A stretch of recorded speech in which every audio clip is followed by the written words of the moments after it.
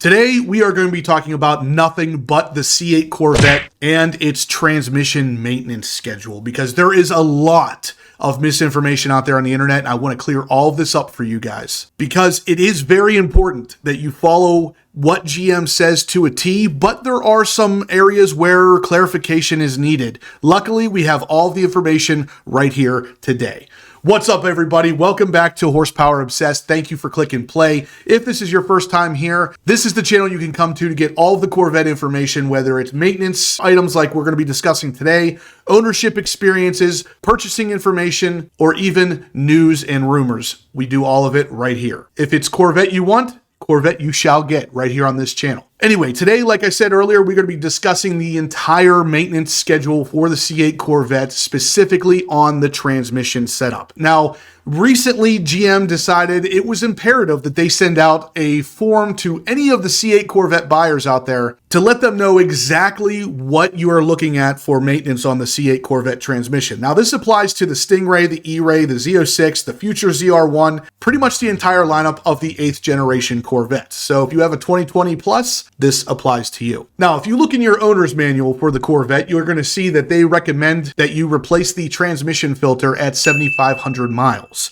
They also recommend the first oil change at the same time, which is why they include both items for free. So your very first maintenance schedule for your C8 Corvette will include an oil change, an oil filter change, and your transmission filter change at no cost. That will be your 7,500 mile maintenance on the car. Now, there was a lot of information here that was kind of left up to interpretation, because originally that only covered for the first year. If you had the car for longer than a year and didn't put 7,500 miles on it, and you didn't have either one of these two maintenance items taken care of, you would lose the ability to have that done for free. GM acknowledged the fact that that might not be enough time for some people to put 7,500 miles on their car, so they increased it to 2 years.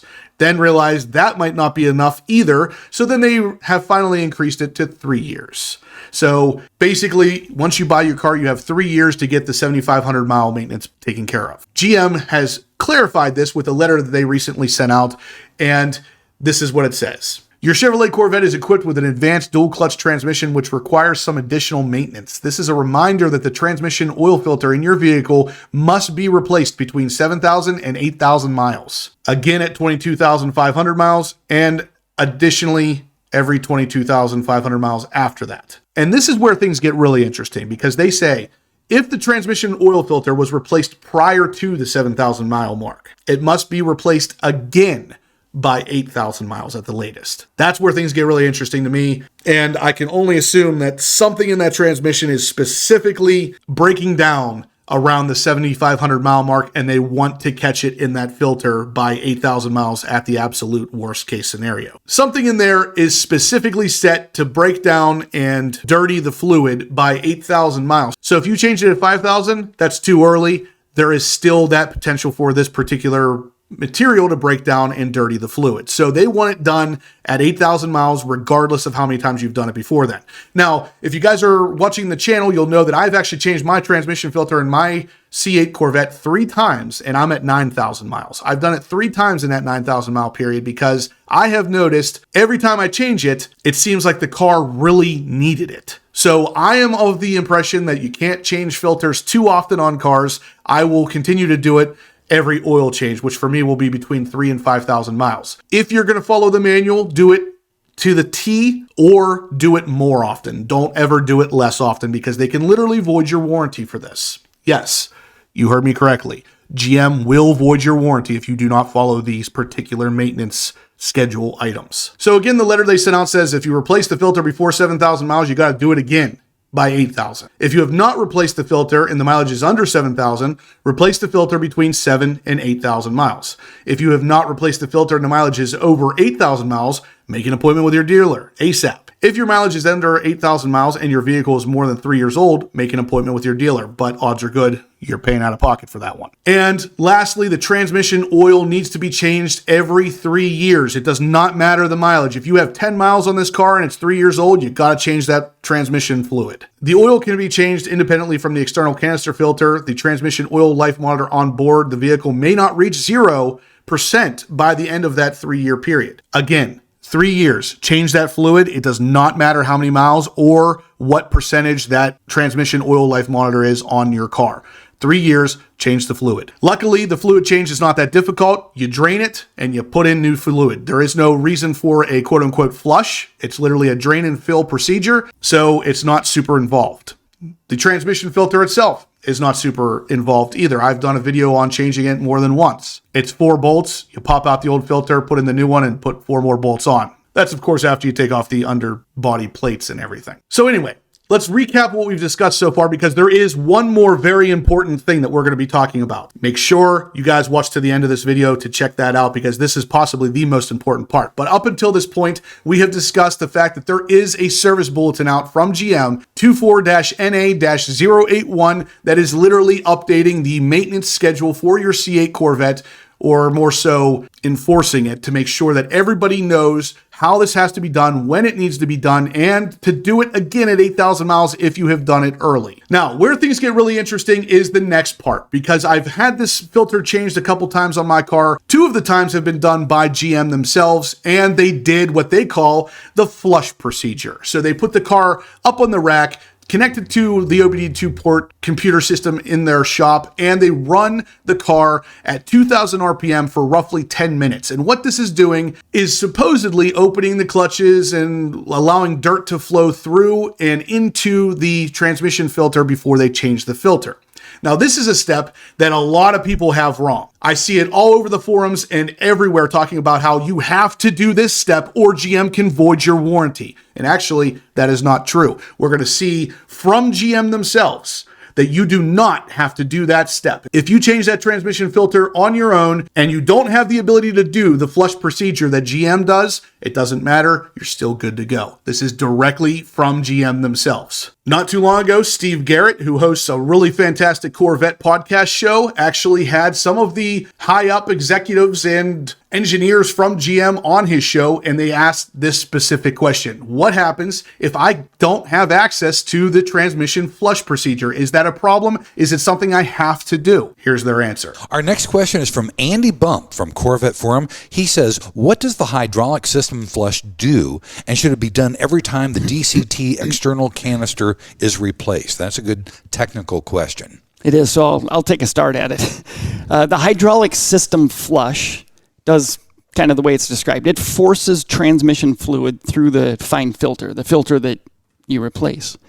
So at a dealership, they can hook up the dealer service tool to the car and run a routine that will tell the trans control module to do this fluid filter flush. Okay.